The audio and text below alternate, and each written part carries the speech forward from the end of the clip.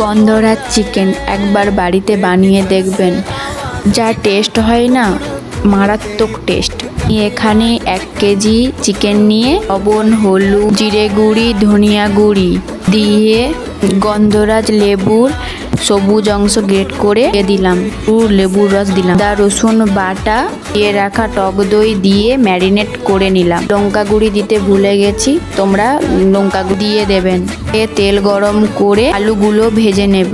আলু দিয়েছে, আপনারা আলু স্কিপ করতেও পারেন। অনেক গোটা গরম মশলা দিয়ে, পেঁয়াজ কুচি দিয়ে, লঙ্কা কুচি, এড করা চিকেন দিয়ে ভালো করে কষিয়ে নিলাম।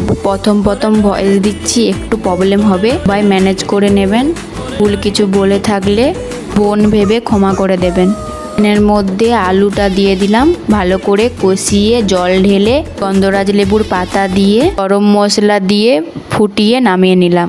রেসিপিটা ভালো লাগলে লাইক, কমেন্ট, শেয়ার করে দেবেন। সবাই ভালো থাকবে।